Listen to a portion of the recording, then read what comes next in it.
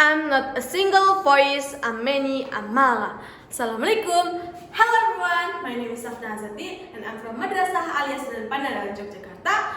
On this enthusiastic occasion, I want to invite you to imagine and visualize the heroic actions of one of the most achieving and famous young activists from Pakistan. Before that, let's take a quick flashback. What were we doing at the age of 11? Probably are busy with studying and playing with friends, is it right?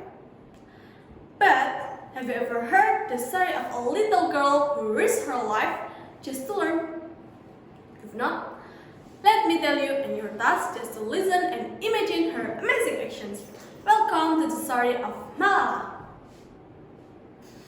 One day, there lived an 11-year-old girl named Malala Yousafzai. She was born in the South Valley of Pakistan and had a father named Yousafzai. From a young age, Malala was introduced to the world of education by her father, who was a teacher, an activist, and the owner of a school dedicated to encourage children to keep learning. At one point, the South Valley was invaded by an extremist group. The name of group was Taliban.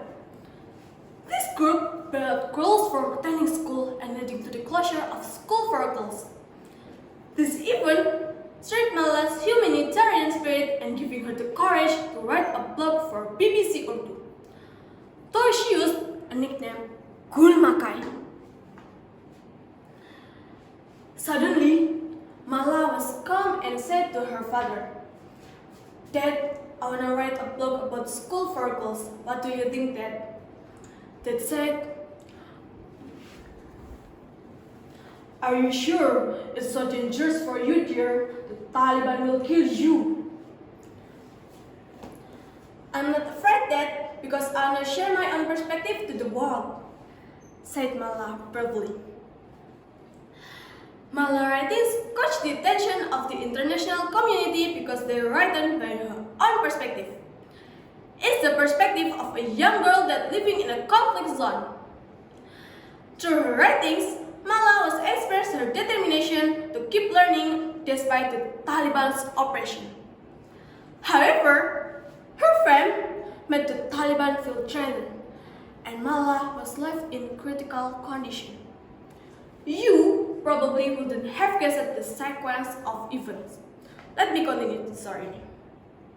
One morning, on October 9, 2012, when Malala was 15 years old, she was riding the bus home from school with her friends as usual. Suddenly, Taliban member shot her in the head. Bam! "Oh, my head got shot by Taliban," said Malala while touching her bleeding head. "I will kill you, Malala! Ha ha ha ha!" said Taliban.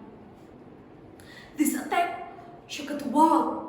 After the incident, Malala was rushed to the nearest hospital before being transferred to Birmingham, England by her family for more intensive treatment. But Malala did not give up. Instead, the incident made her even braver. She said to her father in a weak but fiery voice, "Dad, even though my head was shot and I almost died, I don't want my fight to end here. I want to keep fighting until there is no more inequality in educational rights." Her father's response fueled her determination even more. "Keep going, my sparkle. Your struggle will serve other girls in your age one day." "Thank you, my super dad," said Malala. The following year, she founded an organization called the Malala Fund, dedicated to fighting for girls' education worldwide.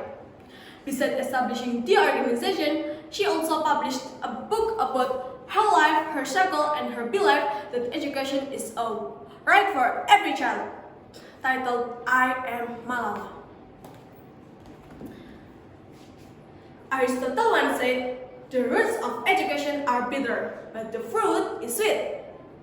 This quote perfectly describes Malala Yousafzai, because at just 7 years old, she became the youngest Nobel Peace Prize laureate and was listed among Time's 100 100 most influential people in the world. Malala's story is not just about a young girl fighting against extremists.